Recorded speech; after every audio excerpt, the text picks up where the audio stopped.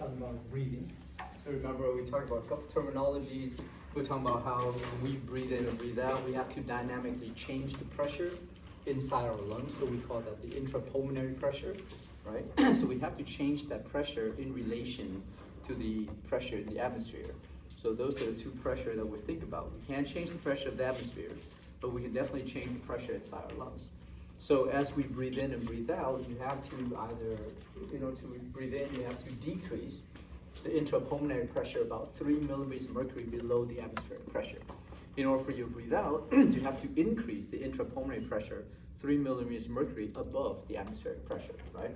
Creating what we call a pressure gradient, so that air can flow in versus air can flow out, okay? How do we achieve that? So, breathing, like I said, is a mechanical process. So therefore, in order for us to breathe in and out, we have to contract muscles that are basically designed to allow us to change that pressure very quickly, so that we can change the volume very quickly as well, okay? So now, as far as breathing goes, there's two different phases of breathing. One is called normal breathing, which you guys did, in some part when you guys did some of those activities on Monday. And the other one is called forced breathing. So normal ventilation versus forced ventilation, right? Normal ventilation is something that you're all doing right now that we may not be conscious of that particular activity, right? How do we know we're still breathing? Well, because we haven't passed out yet, right? So we're still bringing air in and out of our lungs. Therefore, we're continuing to breathe. Now, when I ask you guys to go ahead and breathe normally, what happens? Right? So let's say during the activities, one of the activities asks you to breathe normally to generate what we call the tidal volume, right? What you guys end up doing is just,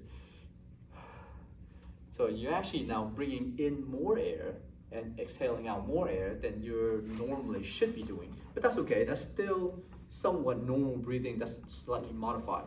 On the other hand, you have things we call forced ventilation. Forced ventilation is sort of like when you consciously bring more air into your lungs versus exhale out more air. So that's forced ventilation, right? Breathing normally is just normal breathing. All right, now, in order for us to breathe normally, what we need to do is we need to contract two primary muscles of ventilation. These are the muscles that allow for us to change the pressure and therefore change the volume inside our lungs. So let's say for normal ventilation, there's an inhalation phase, which is the breathing in phase, and an exhalation phase, which is a breathing out phase. So in order for you to breathe in under normal situation, the first muscle that you need to contract is your diaphragm.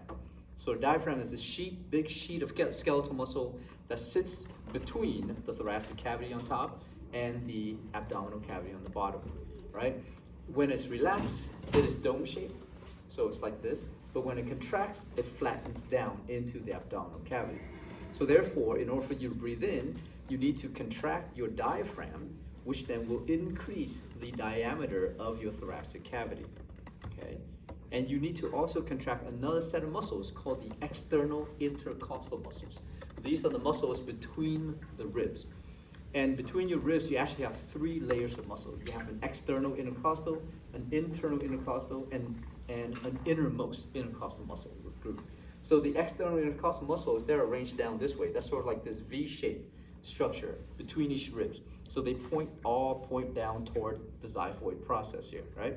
When they contract, they grab the rib below them and they pull that rib up. So therefore, as all of these external intercostal muscles contract, it will also increase the lateral diameter of your thoracic cavity, okay? So diaphragm contracts, increase the superior inferior diameter, external intercostal muscle contract, increase the lateral diameter of your thoracic cavity. Both of those muscles, when they contract together, they decrease the intrapulmonary pressure about 3 millimeters of mercury below the atmospheric pressure. Okay, so it's kind of weird. It's like counterintuitive, because in this particular instance, in the respiratory system, when these muscles contract, the pressure in the lungs actually decreases instead of increased. Okay, so you got to think in a little bit opposite of what's going on normally. Typically, let's say in the heart, when the heart contracts, it increases pressure, and therefore that pressure goes up as well, right? So anytime you have muscle contraction, you gotta have an increase in pressure. In the lungs, it's the opposite. So therefore, when these muscles contract, it actually decreases the intrapulmonary pressure. Well, think about this, because these muscles are not part of the lungs itself. They're not surrounding the lung. They're basically around the external surfaces within the cavity where the lungs are held. So therefore, as they basically contract and they lift up the bones and they create more space inside the thoracic cavity, this actually decreases the pressure that is placed upon the lungs itself. Okay? So as you contract the diaphragm and contract the external intercostal muscles, you actually decreases the intrapulmonary pressure 3 millimeters mercury below the atmospheric pressure. And that's enough for 500 mils of air to enter your lungs, okay, during that inhalation phase of normal ventilation. Now, when you exhale under normal condition, all you have to do is simply relax the diaphragm, and the diaphragm will rebound back up. Relax the external intercostal muscles, and the external intercostal muscles will let go, and the ribs will all fall back down. And as they all fall back down, they basically collapse the thoracic cavity, and therefore increases the pressure inside the lungs. So as these muscles relaxes, as the diaphragm relaxes, as the external intercostal muscle relax, this then will increase the intrapulmonary pressure 3 millimeters mercury above the atmospheric pressure. And that is enough for you to breathe out about 500 mils of air. Okay? So remember we talked about Boyle's law, where you have a change in pressure is inversely proportional to the change in volume. So in order for you to breathe in, you need to increase the volume, right? But how do you increase that volume unless you change the pressure? So therefore, by contracting those muscles, you actually decrease the pressure inside the lungs in order for it to increase its volume. And in order for you to breathe out, you need to just relax those muscles, which then causes the whole thoracic cavity to recoil because it has that high elasticity. So therefore, as it recoils, it increases the intrapulmonary pressure 3 millimeters mercury above the atmospheric pressure. So as you increase pressure, you will decrease the volume within that particular space. Make sense? So it's a little counterintuitive, right? But you got to think about it and think mechanically as to why this is happening. So therefore, during normal ventilation, the inhalation phase is the more active phase. The exhalation phase is a passive phase due to muscle relaxation and the natural recoiling activities of the lung tissue. Okay, make sense? All right. Now, for forced ventilation, which basically means you have some degree of, like adaptation where you're taking in more air or you're exhaling more air into the environment. So in order for you to induce forced ventilation, you now have to activate other muscles as well. So any other muscle that is not the diaphragm and the external intercostal muscles are called the accessory muscles of ventilation. The diaphragm and external intercostals are called the primary muscle of ventilation. Okay? So therefore, in the forced ventilation process, you also have an inspiration phase and an expiration phase. So during forced inspiration, not only does the diaphragm and external intercostal muscle contract, but in addition to that, you need to also massively increase the space, so therefore decreases the pressure inside the lungs even more than just 3 millimeters mercury. So to engage more muscle, to allow that pressure change to be more drastic, you now have to bring in the scalene muscles. Scalene muscles are the muscles of your neck, right? Attached to the cervical spine and basically, or cervical vertebrae, and also attaches to parts of your lung and your scapula and stuff like that. Not your lungs, but your ribs and your scapula. And then your pectoralis minor basically attaches to rib number 3 and number 4 on the anterior side. And another muscle called the sternocleidomastoid, which basically starts at the mastoid process, extends down along the side of your neck, attaches to the manubrium, attaches to your clavicle. Okay? So when those muscle groups contract, it really actually increases the anterior posterior diameter of your thoracic cavity as well. So diaphragm increases the superior inferior diameter. External intercostal muscles increases the lateral diameter. All the other muscles also increase all of those, in addition to increasing the anterior posterior diameter of your thoracic cavity. When you engage all of these muscle groups, you actually decreases the intrapulmonary pressure. You can potentially decrease that intrapulmonary pressure to about 25 or 30 millimeters of mercury below the atmospheric pressure. Okay? Depends on how well your muscles operate and how how much of that particular muscle groups you actually exercise, right?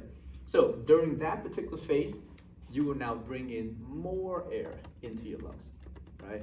So therefore, anytime you have forced inspiration, just gently put your hands or your arms, or your hands, not your arms, right next to the side of your neck, and then breathe in. You will feel the sternocleidomastoid contracting, tensing up, right? So you can feel like it popping out on the side, okay? So that's forced inspiration.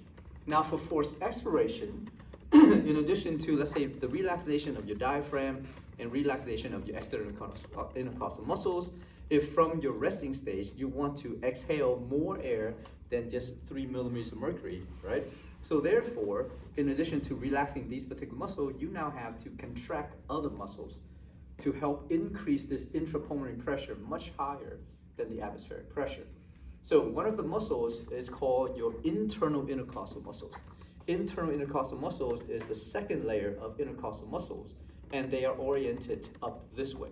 So external intercostal muscles down this way toward the xiphoid process, whereas the internal intercostals arranged or oriented up toward the manubrium, toward the top of your sternum. Okay? And when they contract, they grab the ribs above them and they pull them down. External intercostal muscles grab the rib below them and pull them up, whereas internal intercostal muscles grab the rib above them and pull them down. Okay? So if the ribs are being pulled down, the whole thoracic cavity basically becomes smaller, therefore generating more pressure inside your intrapulmonary area, okay, inside your lungs itself. In addition to that, you have all of these muscles in the abdominal cavity.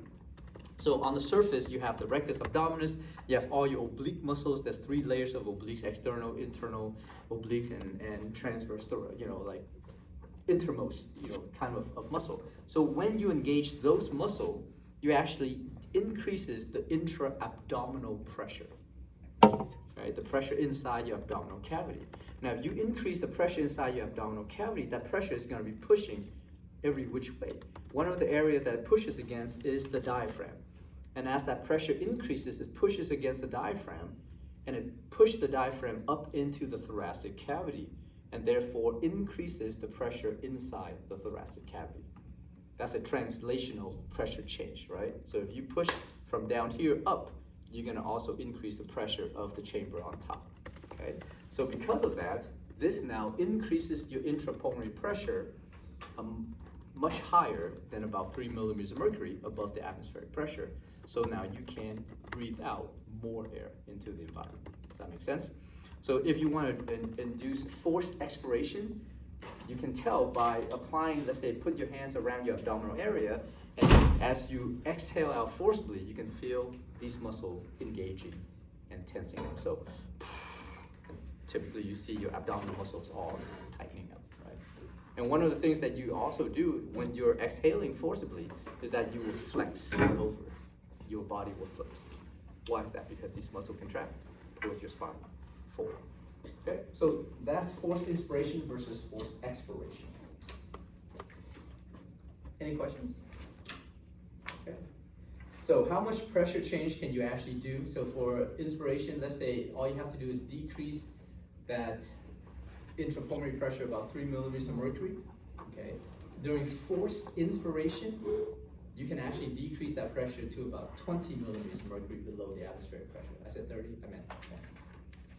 So still a lot of pressure change, right, below the atmospheric pressure. So if you can decrease the intrapulmonary pressure this low, you can bring in more air into your lungs. Okay? During expiration, during normal expiration, all you have to do is increase the intrapulmonary pressure about 3 millimeters of mercury above the atmospheric pressure.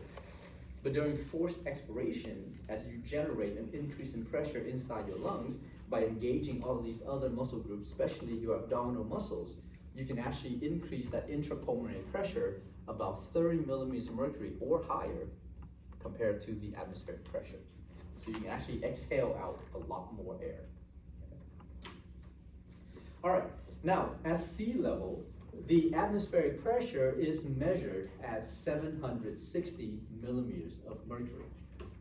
Make sense? So therefore, if you're standing there with your mouth open and you're not really breathing, then the intrapulmonary pressure is also about 760 millimeters of mercury, okay? Because those two systems are kind of continuous with each other.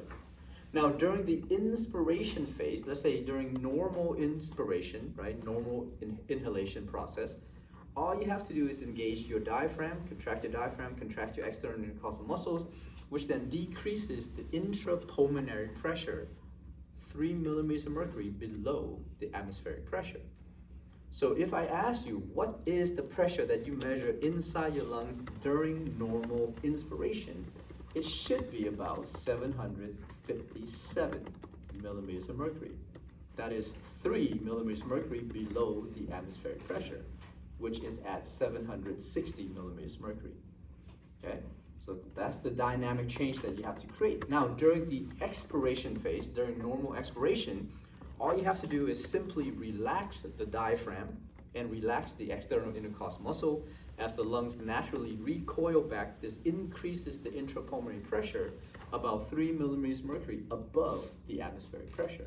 So during that exhalation phase, if you measure the pressure generated inside your lungs, it should be about 763 millimeters of mercury.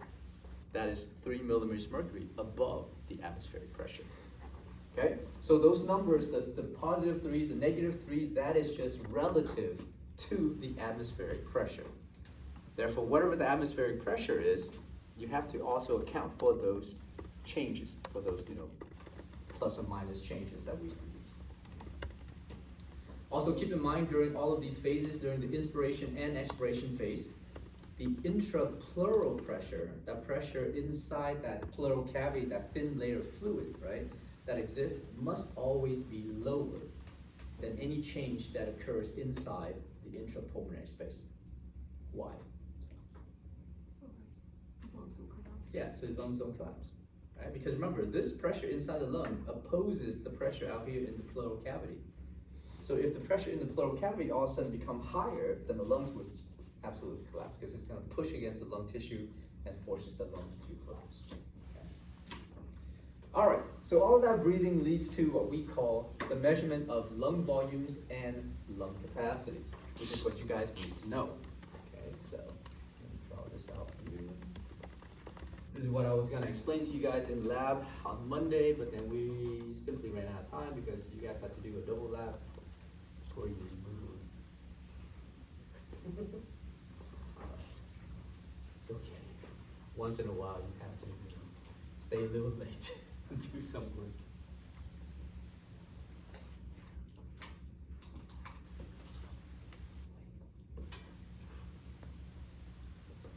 All right. So this is basically the pressure changes that occurs. So if you are breathing normally, we call this, I kind of have to steal it. Okay.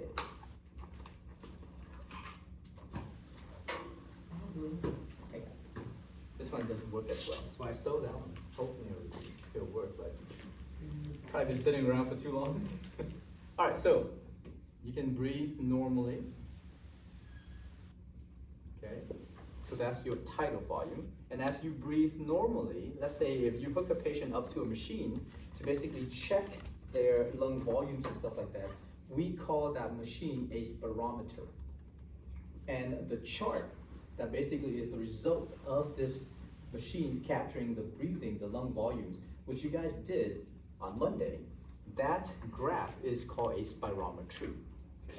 So this is spirometry.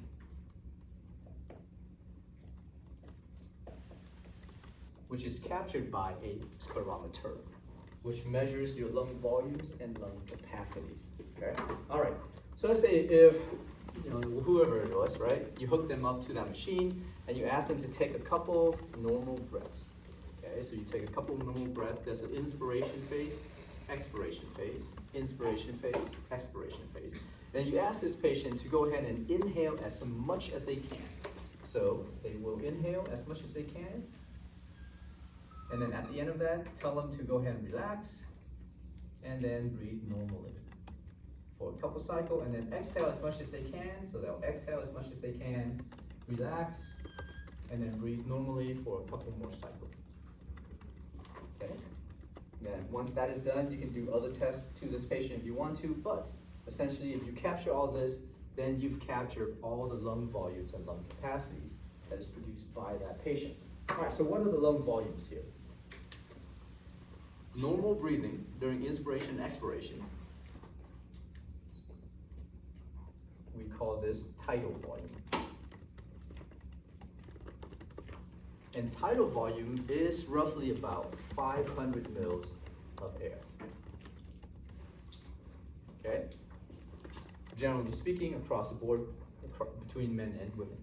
Now, as you ask the patient to breathe or inhale as much as they can, and then at the peak of that, ask them to relax, and then ask them to breathe normally again, this volume that you've just measured here is referred to as the inspiratory reserve volume. So inspiratory.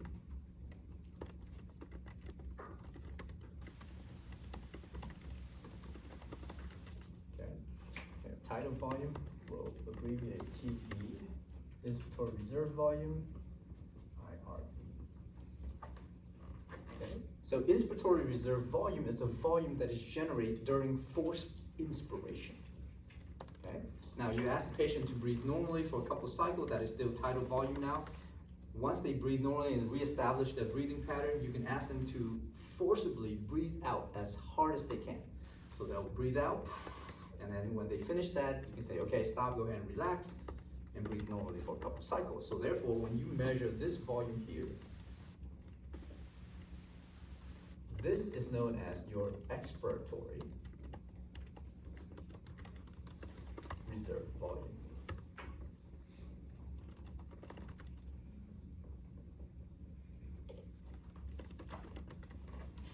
Okay. The expiratory reserve volume is the volume generated during forced expiration. Now, of these volume, after forced expiration, you actually still have some amount of air left over inside your lung. So even if you're Superman and you have super breathing, and you can breathe out very hard, very long, whatever the case is, even at the end of that forced expiration process, you can never breathe out all the air from your lungs. That is virtually impossible, okay? Because actually then you die. So you don't want to do that anyways. So therefore, there's always some amount of air still left inside your lung. And this amount of air here is referred to as your residual volume.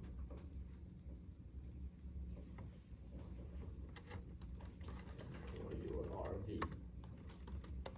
And the residual volume within a human body is roughly about, we'll take a nice little even number, roughly about 1,000 mils. Or 1 liter of air. Okay? This volume that is still left inside your lungs at any given time, even at the end of your forced expiration, this volume is to ensure that there is a continuous gas exchange that occurs between the lungs and the blood at any given time during any phases of breathing. Does that make sense? So even if you breathe out, and then you hold your breath and you don't breathe, there's still air in there and gas exchange is still continuous until you're like, oh, okay, now I gotta breathe, otherwise I'm gonna pass out, right? Can't hold your breath and kill yourself. You know that, right? Unless, yeah, we're not talking about like extra things you put over your head to prevent you from breathing, but let's say if you're trying to off yourself by like, I'm gonna hold my breath until I die. So if your kid do that, say, go ahead. Once they pass out, catch them, and then they'll start breathing on their own again, so they'll be fine. I know it's scary, you know, don't tell the social worker if they come knocking. Anyhow, so these are for your 4 lung volumes, okay? Be able to explain and identify these particular volumes when a spirometry is presented to you guys, okay? Now, clinically speaking, or in order to assess the health of the patient's lungs, you can actually combine some of these lung volumes to essentially assess that. So then we have what we call the lung capacity.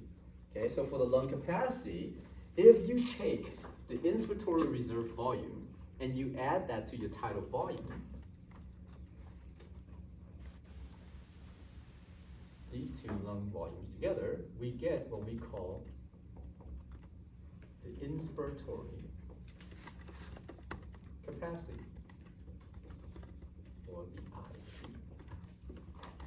Okay? If you take your expiratory reserve volume and you add it to your residual volume,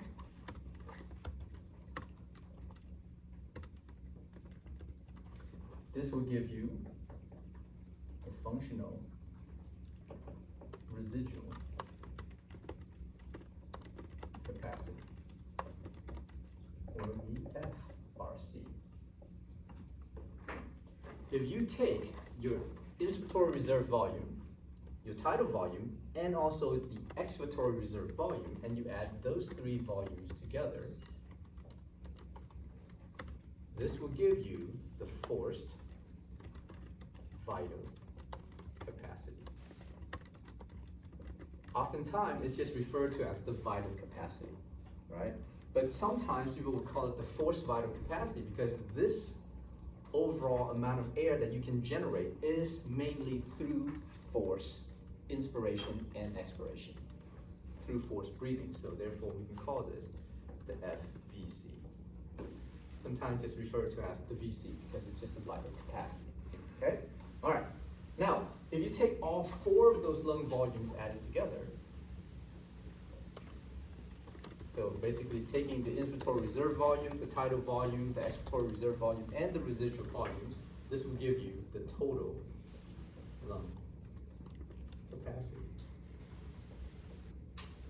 which is the TLC. Okay. That makes sense? So therefore, let's say if you have a TLC, your total lung capacity, this is due to all four of those. So inspiratory reserve volume plus tidal volume plus expiratory reserve volume plus the residual volume. Or you can express this as the inspiratory capacity plus the functional residual capacity, which is basically the same thing.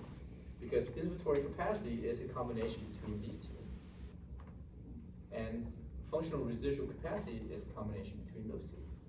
So it depends on what I give you. You guys have to be able to add these particular volumes together to basically get an assessment of your lung capacities. Okay? Another way to express the total lung volume is to basically take your forced vital capacity and add that to your residual volume.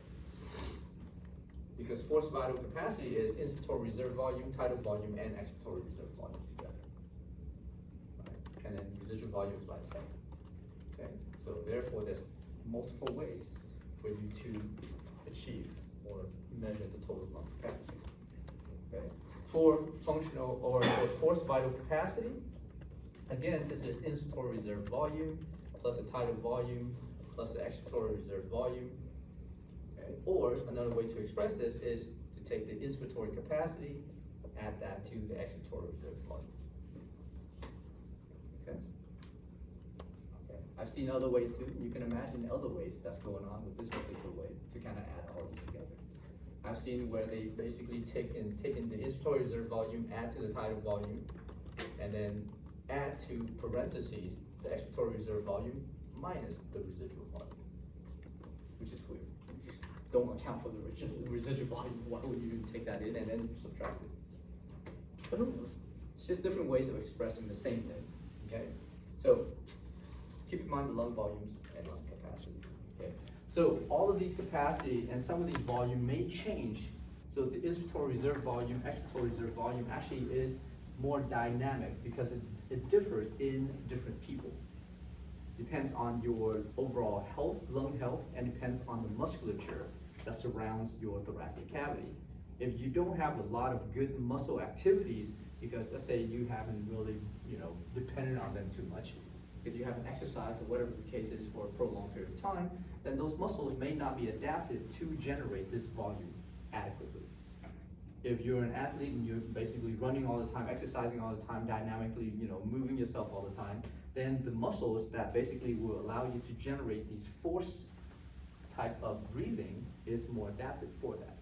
They contract with greater force and therefore they allow for a greater change in the intrapulmonary pressure.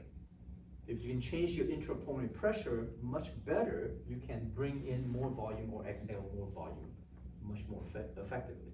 Make sense? Okay, so that's the reason why I don't care if you guys know what these volumes are, because they change in different individuals. So that's why when you do this spirometry on a patient, you have to basically try to get a background of that particular patient. Okay, and you don't have to compare that to anybody else. You just assess that in that patient only. The only two volumes that are relatively constant is the residual volume and the tidal volume, assuming this patient is healthy and they don't have any underlying pulmonary condition. If a patient has asthma, COPD, or whatever, kind of lung disorder, then all of these volume will change. And if these volume changes, then the lung capacities may also change. Okay? So therefore, you assess the volume under normal situation, and then you basically add all those together to get different type of capacities, and you can assess that as far as the patient's pulmonary health is concerned. Once you do this, the machine will generate all of this, stuff for you, and you can just read a chart or send it to your pulmonologist and they'll read it for you. So as healthcare professionals, you should at least know how to read it to a certain degree. All right, any questions about this? So, how would you generate tidal volume? How would you generate, let's say this, the inspiratory phase of tidal volume in order for you to bring in 500 mils of air into your lungs? What can you do to bring in that 500 mil of air? Inhale, good. How? External intercostal. What do you want to do with your external Contract. Contract that. What else? Contract diaphragm. Contract the diaphragm, the two primary muscles of ventilation. So when you contract that, what happens to your intrapulmonary pressure? Goes down. Decreases to how much? Uh, Which is about 3 millimeters of mercury below the atmospheric pressure, assuming we're still talking about like sea level, right? Okay. And that's enough for you to bring in about 500 mils of air. How do you achieve the expiratory phase of tidal volume? Relaxation. Relaxation of what? Diaphragm and the external. The diaphragm and your external intercostal muscles. When you do that, the lungs naturally recoil back because the ribs fall back down, the diaphragm domes back up, and the whole lung tissue basically just recoil back. All of this activities is enough to increase the intrapulmonary pressure about 3 millimeters of mercury above the atmospheric pressure. And that's enough for you to push out 500 mils of air. Okay? Okay? That's how I'm gonna ask you. That's the questions I'm gonna ask you. I'm not gonna generally ask you, hey, what these are? You know what these are. So, unless you want to do this in crayons, we're not elementary students, so therefore I'm not going to ask you to just, oh yeah, locate these and tell me what they are. Or maybe I will, who knows. We'll see how it goes. All right, so here's another way to look at the spirometry. Okay, so tidal volume right here. Okay. So just think of, when you guys are studying all this stuff, think about the topic, right? Think about, well, what is the purpose of these organ systems? What is the purpose of doing all of this? What's the purpose for the lung tissue to do this? Well, you're trying to breathe air in and out so that you can exchange the oxygen into your blood and you can pick up the CO2 from the blood so that you don't die, because now you have to satiate, you have to replenish all the oxygen to every single cell and tissues of the body, right? At the same time, take away the excess CO2 that's generated by these cells and tissues so that you don't change the pH of your blood. That's why you breathe, okay? And of course, that also depends on the cardiovascular system to basically transport all these gases throughout your whole body. So therefore, as you are assessing this thing, think of why the body is doing this and how the body is achieving this, okay? Why is just basically the general function of whatever that organ system is. How is the important thing, because when you try to ask yourself, well, how is this achieved? Then you have to know all the little bits of information. And that's where the memorization comes in, right? But when you memorize all that and you don't connect them together to understand how, then it's virtually useless. Because now you have a bunch of information just floating around in your mind and you don't know how to connect them together, okay? Just imagine this, if you're building this table right here, or this desk, whatever this thing is, right? You build this thing. So this thing comes in pieces. And before you build anything, you gotta lay down all the pieces so you can look at the pieces, recognize the pieces. All right, here's the tabletop, here's the legs, here's whatever is in the back, and there's a bunch of screws or whatever it is, right, that you're gonna put together. But if you stop there and you just learn all those pieces and you don't know how they fit together, how are you gonna answer the question? Does that make sense? All right. So it's sort of like, I think of it as when I'm playing, building Legos with my kid. And I tell them, okay, Nate, put out all the Lego pieces in that box and organize them by color or by shape or by whatever you want, right? Study these shapes, how many dots are on these things, is a 2x2 block, is a 2x2 flat piece or whatever it is, right? All right, so know what these are so that when we are building this particular, whatever this structure is, that's an instruction that you can follow, and then through that instruction, you can actually locate those pieces and you can put them together to assemble them together. So at the end, these pieces, as they come together, forms whatever that structure it is that you're looking at. So now you can fully understand how each of these pieces function for this overall structure. The same thing that we do in physiology, right? You gotta learn all the little pieces of information so that when you study, you can actually assemble them together to form, let's say, the respiratory system, right? So you know how the respiratory system functions and how each individual parts do their job so that you can achieve ventilation, breathing in versus breathing out, normal ventilation versus forced ventilation, and things like that. Right? So that's all it is. That's physiology in a nutshell. That's a pretty big nutshell, but a nutshell otherwise. All right, so tidal volume. Inspiration, expiration, inspiration, expiration, right? Remember generating 500 mils of air in and out. And then at some point you ask the patient to forcibly inhale or inhale as much as they can. So as they inhale, you're generating this volume called the inspiratory reserve volume. Okay, at the end of that, you now ask the patient, so in this particular spirometry, it's a little different than the ones that we have up here, right? So once you ask the patient to forcibly inhale, at the height of that inhalation, you now ask the patient to go ahead and blow out as hard as they can. So they exhale as much as they can, go, go, go, go, go, right? I mean, if you guys ever did the spirometry, they'll tell you that. Okay, inhale, and then breathe out. Go, go, go, go, and you're like, oh, blue in the face, and they're like, go, go, go, go. You're like, I don't have any more breath to go. And then they'll say, okay, stop, and then breathe normally again, right? So basically what they're measuring is how much of this air you can force out of your lungs. And then they measure the whole thing here from the top all the way to the bottom as your forced vital capacity, okay? And then from that, they can basically divide out the tidal volume, the inspiratory reserve volume, the expiratory reserve volume, okay? And then assess that. Then once they assess that, they can actually measure your residual volume as well, because they already know what the total lung capacity is at some point, because they're measuring that as well. All right, so please know how to assess, how to answer these questions based on the spirometry that I'm giving you guys, because I will ask you guys this on the lab exam. Okay. A couple of terminologies for you guys to kind of know a little bit. Pretty sure we talked about most of these.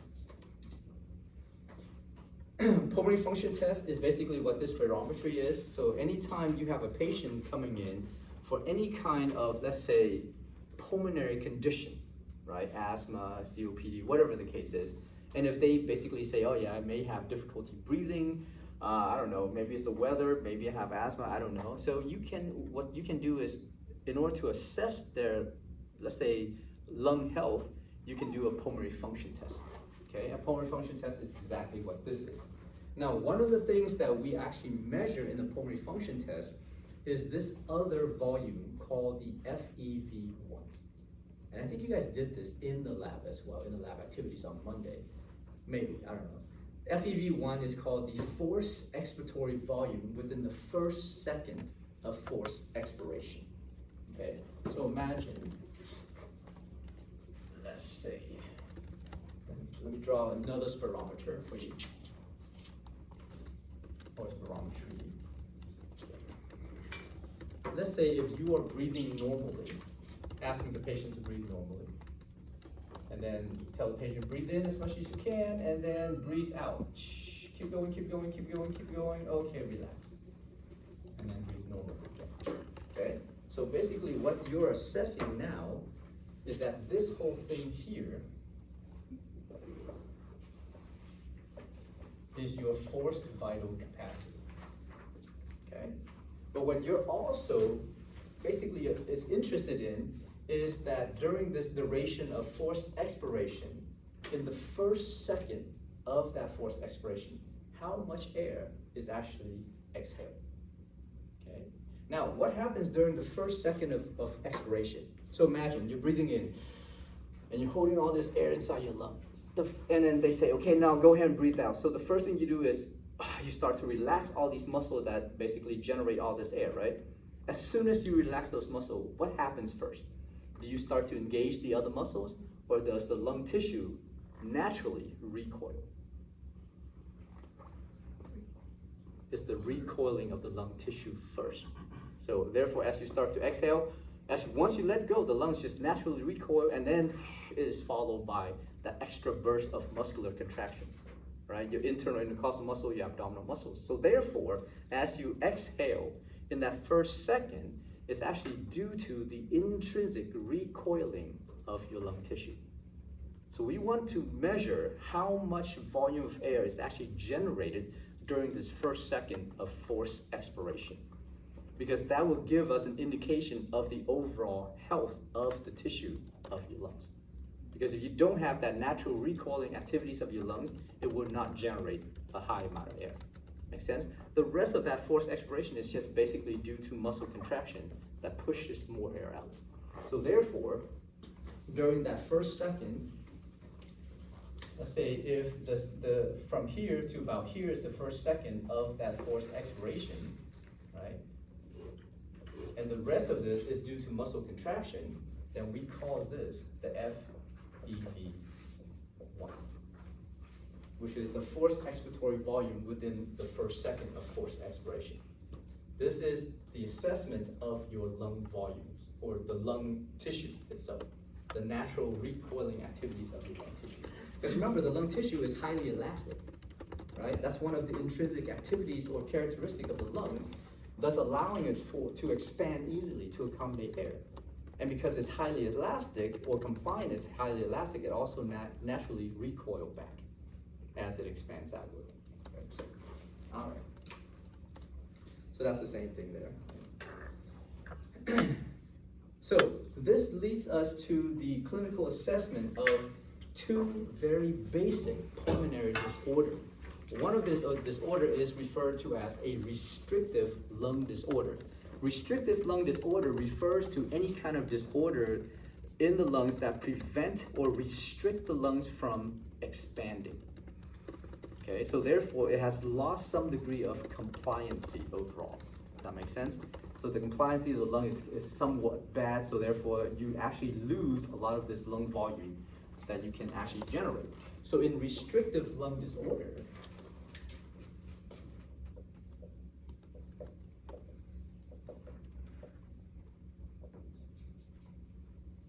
here's lung disorder.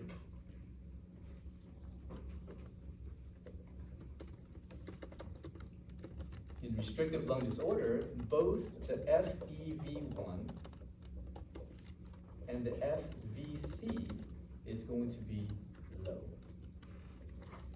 Okay. Oh, I forgot to mention that when you assess this initially, what you're doing is measure the FEV1 and you divide that by your FVC. So taking this first volume and then divided by the total volume that you can actually expire out. And if the ratio is greater than 70%, this indicates that it is normal. Okay? In this particular case, when you have a restrictive lung disorder, both the FEV1 and the FVC is low.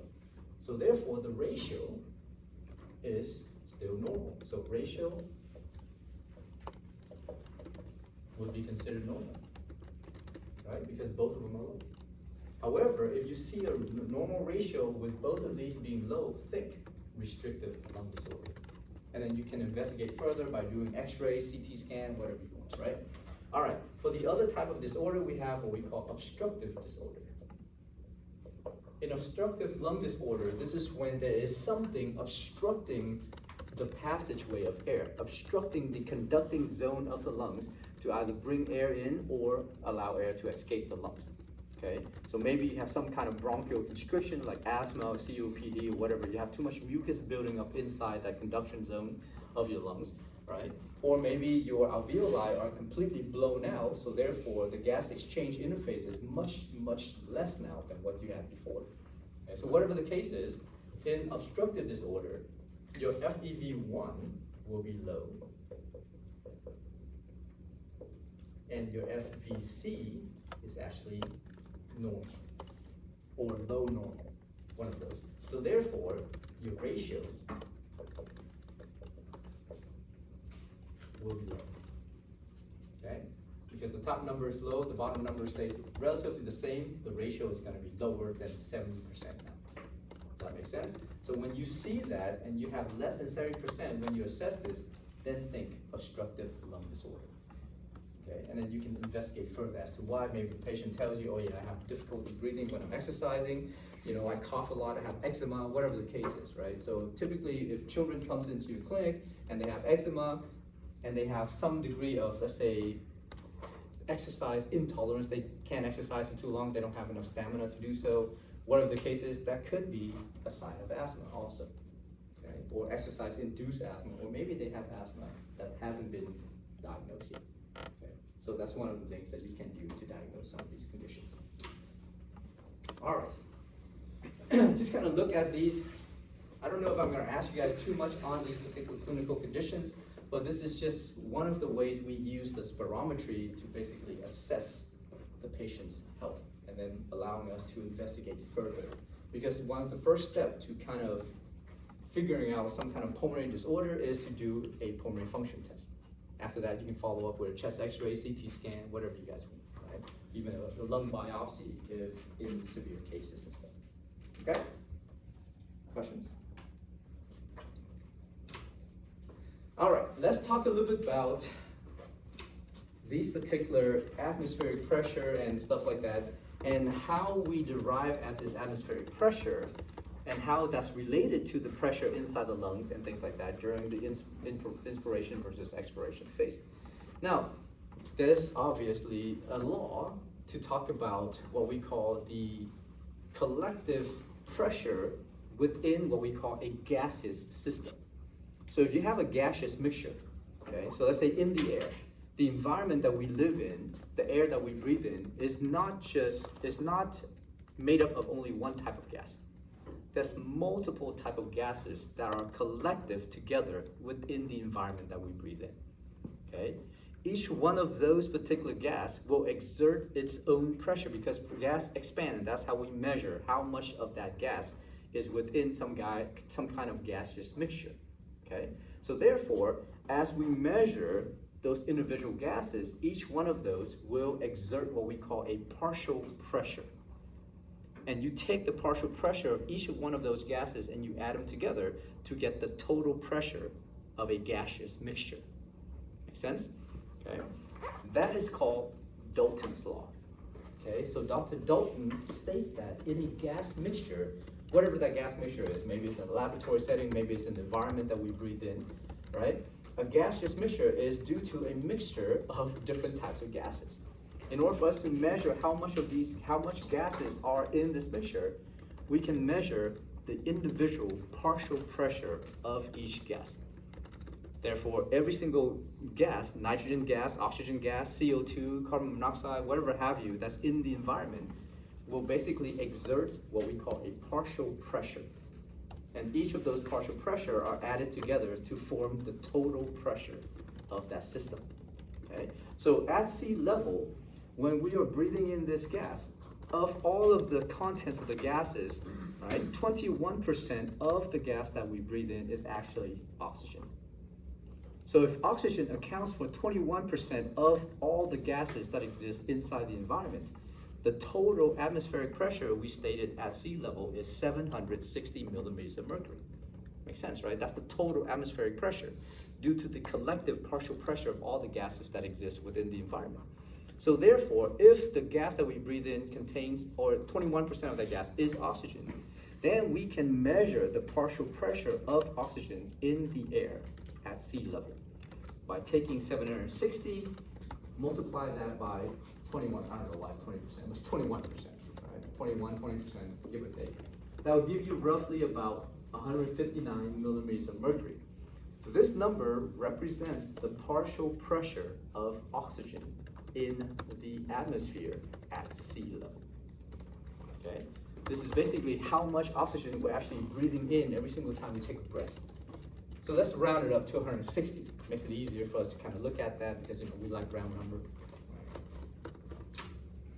All right, so that's according to Dalton's law. So here in the atmosphere that we're breathing in, right, it contains what we call water vapor. It contains CO2, it contains oxygen, it contains mostly nitrogen gases. So there's a mixture of all these gases, and each one of these gases in the environment exert a partial pressure, which are all added together to give you the total pressure, which is 760 millimeters of mercury.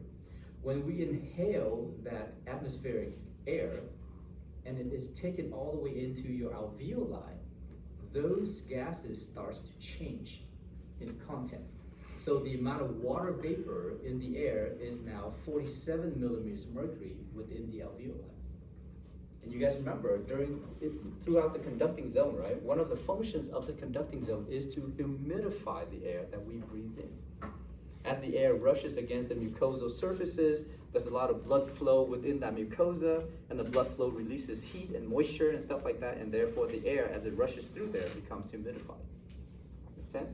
You want to humidify that air because you don't want the air to basically dry out all your mucosal lining that is passed all the way into your lungs. So that humidity is increased significantly once it reaches your alveoli, okay? So the partial pressure of that water vapor is about 47 millimeters of mercury. Right? Just think of it that way, water gas, so to speak, right?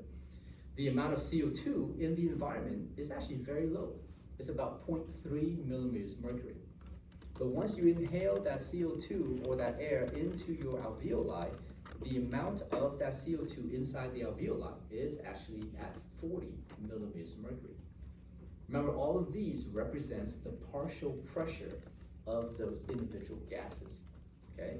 The amount of oxygen in the environment is roughly about 160 millimeters of mercury.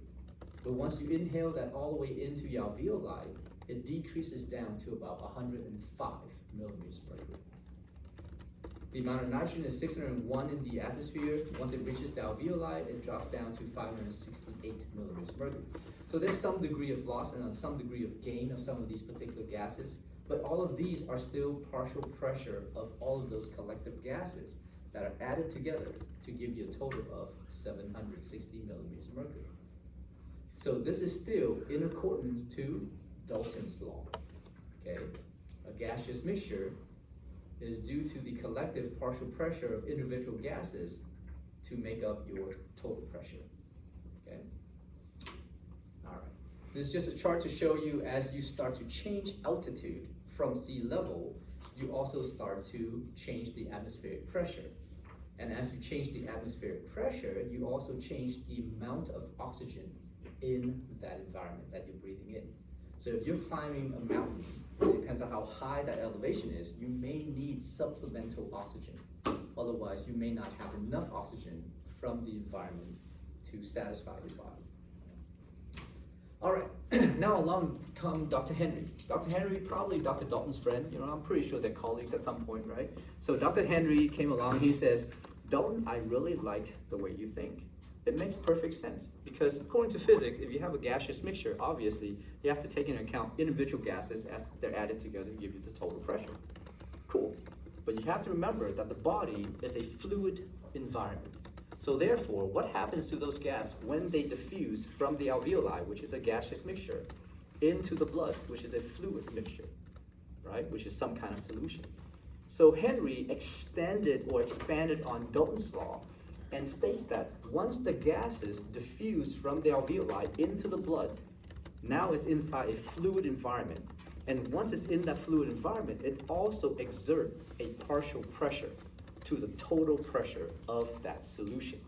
Every single fluid solution has some kind of pressure measured. Make sense? We call that the hydrostatic pressure, remember that? Okay, so therefore, if the gas diffuses into this water, the gas also expands within the water. It gets dissolved within that fluid environment. As it gets dissolved within the fluid environment, it also exerts its partial pressure. This is one of the ways we measure how much of that gas is contained within a fluid environment. Okay, so if you want to measure solid concentration, what do you use? Let's say any kind of solid, sodium ions, potassium ions, whatever, glucose. What kind of measurement do we use to calculate the concentration of those solids within any solution? Molarity. Yeah, we use moles, molarity, osmolality, whatever the case is, right? How do you measure the concentration of the gases? Partial pressure. Okay? Gases expand no matter where they are. So even in water, even in some kind of fluid environment, it still expands. So therefore, you measure the amount of pressure exerted by the collective amount of gas inside that fluid solution. That gives you an indication of how much of that gas is in that solution itself. And therefore, it's represented again by the partial pressure, because that is the pressure that is also added to the total pressure of that solution. Right? Yeah, okay. Think about it. Get back to me. All right, now, with the amount of blood vessels that are intimately coursing within the lungs itself, you can see there's a very nice intimate relationship between the structure of the lungs and all of these blood vessels that's coming from your pulmonary circulation. Okay? And you can see for each alveolus over here, that's a huge network of capillaries that is investing around each individual alveolus.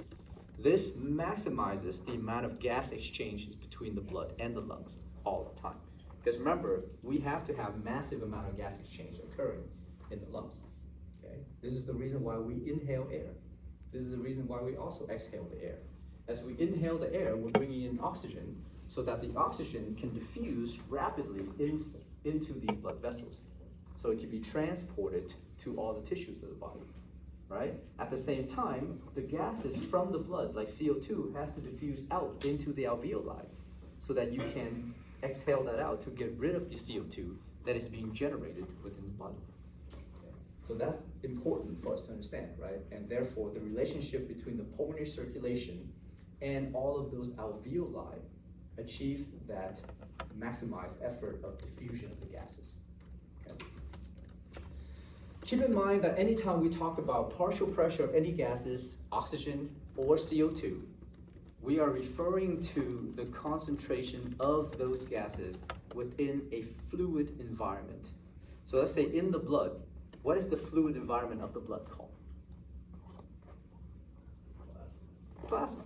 So therefore, when we say the partial pressure of oxygen or CO2 in the blood, we are referring to the amount of oxygen and CO2 only in the plasma. We don't refer to the amount of oxygen or CO2 in the red blood cell, because something happens inside the red blood cells that acts to neutralize the partial pressure change of those gases. The gases will diffuse into the red blood cell, but immediately those partial pressure becomes neutralized, right? If you don't neutralize the partial pressure of the gases inside the cell, what's going to happen to the cell?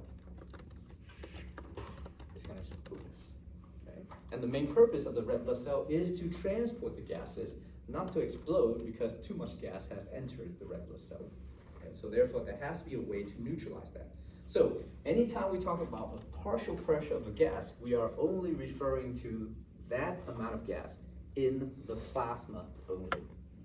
Now, of course, if the gas goes into the cell, it may also exert a partial pressure inside the cell as well. Okay? All right. Now, we're going to talk about some of these particular activities a little bit later, because we haven't really talked about, what the saturation of oxyhemoglobin is, but we'll get there in a second, once we talk about the transport of oxygen within the blood. All right. So, leading up to this one, when you inhale that air into your alveoli, there is a series of gas exchange that occurs. Do you guys remember what that's called? There's a term that we use for that gas exchange. What do we call that? what do we call breathing? What's the term we use for that? It's ventilation. Now, once you ventilate and bring that oxygen, that air into your alveoli, that air, that gas is gonna diffuse from the alveoli to the pulmonary blood, and then gas from the pulmonary blood diffuse into the alveoli. What do we call that gas exchange? We call it external respiration. Okay? And then once that blood, or highly oxygenated blood, returns back to the left side of the heart, and from the left side of the heart, you pump that blood out into the systemic circulation, and that blood is now being delivered to all the living cells and tissues of the body. And another series of gas exchange occurs between the systemic capillaries and the cells and tissues of your body. What do we call that? Internal. That's called internal respiration. All right, so let's see how it works. This is just basically a drawing to show you how the gas exchange occurs. And remember, the gas exchange is also due to the concentration of the gases that exist in different compartments of the body, right? Okay, so up here you have the alveoli. Here, let's say, let me finish drawing this out, and I'll start labeling some of that stuff. Right, so.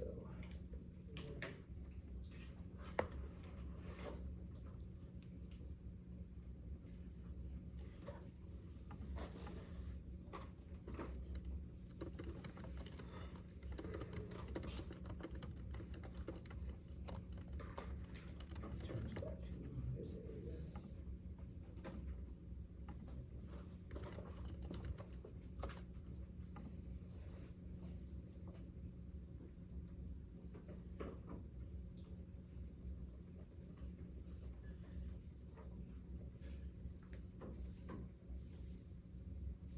Okay.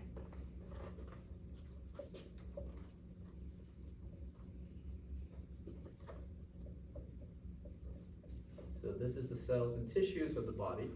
This is called your pulmonary capillaries, because this is part of your pulmonary circulation, right? Down here, this is your systemic capillaries, because it's part of your systemic circulation. All right, so now as the blood, let's say, returns back to the lungs from the right ventricle, so the right ventricle pumps this blood out, and that blood is gonna return back to the lungs. Inside the lungs, as you breathe in, there's gonna be partial pressure of oxygen and partial pressure of CO2. The amount of oxygen that's inside the alveoli collectively, and the amount of CO2 inside the alveoli. So the partial pressure of oxygen inside your alveoli is roughly about 105 millimeters of mercury, whereas the partial pressure of CO2 in the alveoli is about 40 millimeters of mercury. Okay? This blood that is coming from the right side of your heart into what we call the pulmonary circulation is going to have a partial pressure of oxygen at about 40 millimeters of mercury, and a partial pressure of CO2 that is at 46 millimeters of mercury. Where do we measure these partial pressure at? In which part of the blood are these partial pressure? Where do they exist?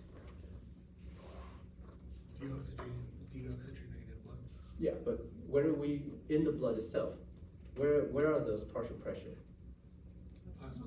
In the plasma, right? And if you guys forget, P for plasma, P for partial pressure. That's the association. Think about that. All right, now, once these gases inside this blood is being transported toward this alveoli, collective alveoli, you can see there's a clear concentration gradient of the gases, or we say the partial pressure gradient of the gases, right? A lot more oxygen in the alveoli, very little amount of oxygen in this particular blood. We call it deoxygenated blood. So oxygen will diffuse from the alveoli into the pulmonary capillaries. There's also a clear gradient of CO2 in the pulmonary capillaries versus the alveoli, so CO2 will diffuse from the blood into the alveoli. Make sense? Now, once those gases diffuses, they now cross over to the other side. Once they cross over to the other side, the partial pressure of oxygen increases up to 100 millimeters of mercury. Make sense? Because the oxygen from here has diffused into the blood, okay? Raising the partial pressure of oxygen in the plasma itself. Now, as the CO2 diffuses out of the blood into the alveoli, the partial pressure of CO2 in this blood drops down to 40 millimeters of mercury. So this is called oxygenated blood. And this oxygenated blood moves back or is pumped back into the left side of the heart, enters the left atrium, enters the left ventricle, gets pumped out into the aorta. From the aorta, it gets pumped out into the systemic circulation, and as it travels within the systemic circulation, it arrives at the systemic capillary interface between the cells and the blood. So partial pressure of oxygen, still 100 millimeters of mercury until it reaches here, right? Partial pressure of CO2, 40 millimeters of mercury. Right? Now, inside the cells of your body, the cells are constantly using up oxygen. Right? As soon as they receive oxygen, it uses oxygen right away because it needs oxygen to make a lot of energy, a lot of ATP. Okay, so the amount of oxygen inside the cell is less than or equal to 40 millimeters of mercury. Okay. And the amount of CO2 inside the cell is greater or equal to 46 millimeters of mercury. Okay. So even when the cell is at rest, it's still performing like basic cellular respiration, right? Breaking down carbon sources and then basically generating ATP and stuff like that. So the amount of oxygen, even when the cell is at rest, is relatively low. That's why it needs oxygen all the time. But why is it that it can be less than 40 millimeters of mercury? Why is it not stabilized at 40? In which situation can the cell have less than 40 millimeters of mercury of oxygen within itself?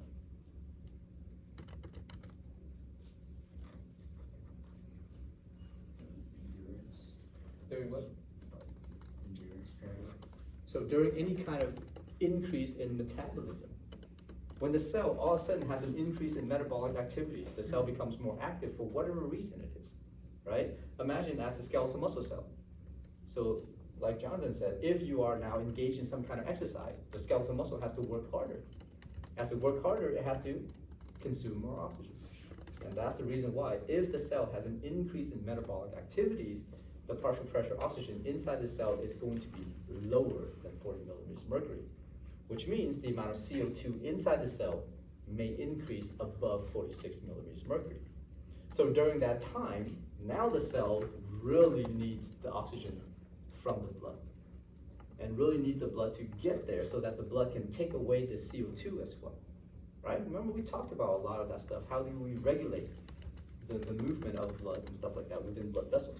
All right, so as this gas being transported by this oxygenated blood approaches this interface right here, you can clearly see there's a lot higher amount of oxygen in the systemic capillaries versus the cell. So immediately oxygen will diffuse into the cell to replenish the oxygen that the cell has used, and therefore to keep the cells happy so they don't get injured and they die, right? The amount of CO2 in the cell is higher than the amount of CO2 in the blood, so therefore immediately CO2 will diffuse into the blood. Okay? Now of course this blood continues past this particular interface from the arteriolar side of the capillaries into the venular side of the capillaries. And as soon as it crosses this threshold and the gas has been exchanged, the partial pressure of oxygen now decreases down from 100 down to 40 millimeters of mercury. The amount of CO2, as this blood crosses over, the amount of CO2 has diffused from the cell into the blood, so therefore the partial pressure of CO2 increases from 40 246 millimeters of mercury. Okay. And this blood returns back to the right side of the heart, gets pumped into the right ventricle, gets pumped out into the pulmonary circulation, and round we go. Make sense? What do we call this gas exchange? Internal respiration. What do we call this gas exchange? Good. What do we call the gas exchange between the alveoli and the atmosphere?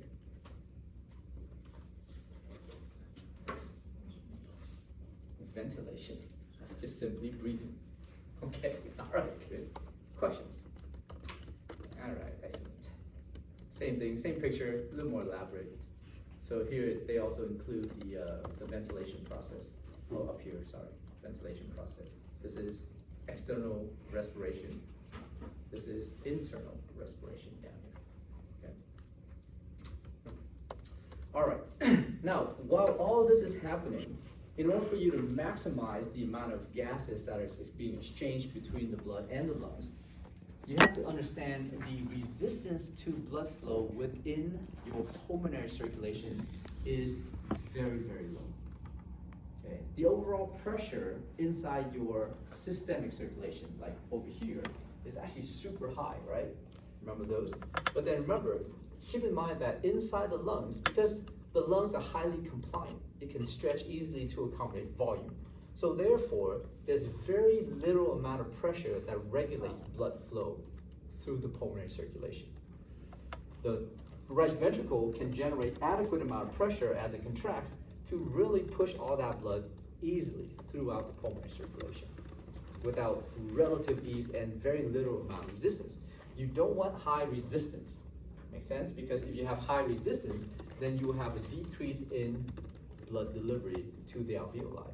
If you have a decrease in blood delivery to the alveoli, you will have a decrease in gas exchange. And if you have a decrease in gas exchange, you will have a decrease in the overall amount of gases that get put back into the left side of the heart. If that's the case, you will now eject out less of that gas as it's being delivered to the cells and tissue. And if you have less oxygen, the cells will not be happy. Okay? So if the cells are not happy, they're gonna start revolting. It's like little children just throwing fits, right? And you imagine there's 100 gazillion of them throwing fits. You're like, oh my God, this is a really bad daycare center. And you're like, no amount of cookies or milk is gonna satiate these kids. You just have to give them oxygen. They'll be fine. Go to school. Okay, good. So therefore, the vascular resistance inside the pulmonary circulation is very low at all times. Okay? Now, one of the things to basically maintain this is what we call ventilation perfusion matching. So remember we talked about the intrinsic activities of the blood vessels to regulate its own flow, right? You guys remember myogenic, metabolic, and endothelial control, right? We talked about that once upon a time. Okay? It wasn't that long ago. You guys need to know this for the exam. So in the lungs, it's the same thing. You have these intrinsic activities that regulate it. So imagine in this scenario, the amount of air inside the alveoli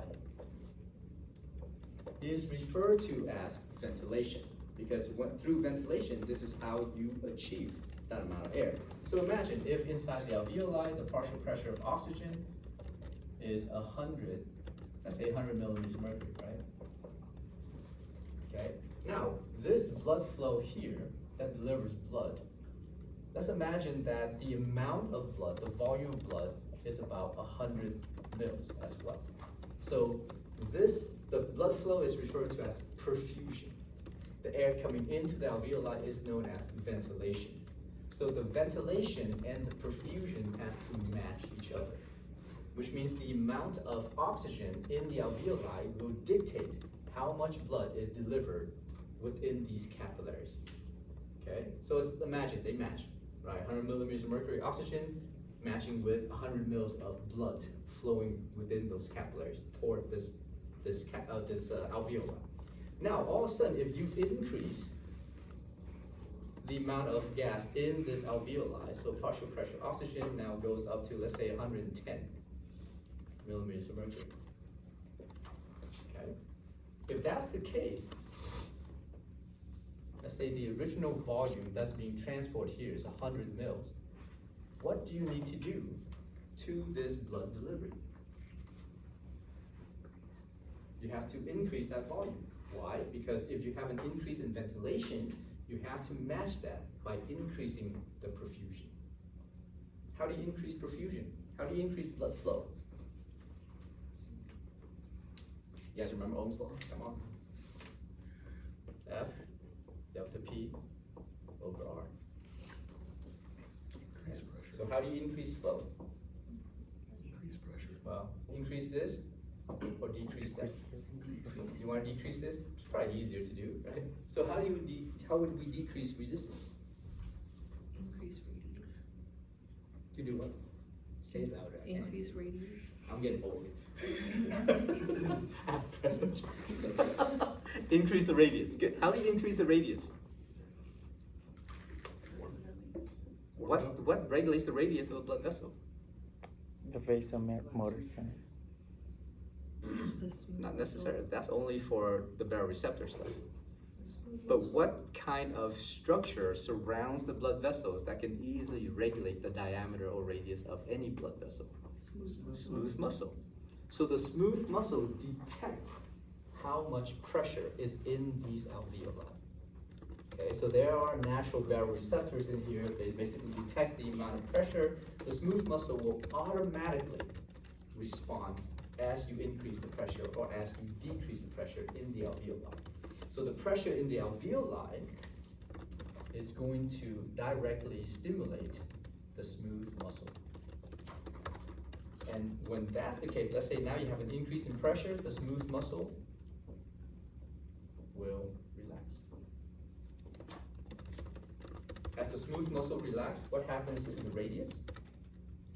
Increase. Increase the radius. What happens to the resistance? Decrease. Decrease the resistance, and therefore you will increase The blood flow. flow. Okay, so in this case, the blood flow, the volume will now increase up to 110 mils to match with the amount of oxygen inside the alveoli. This is called ventilation perfusion matching. It's just another fancy way of saying myogenic regulation of blood flow within the pulmonary circulation.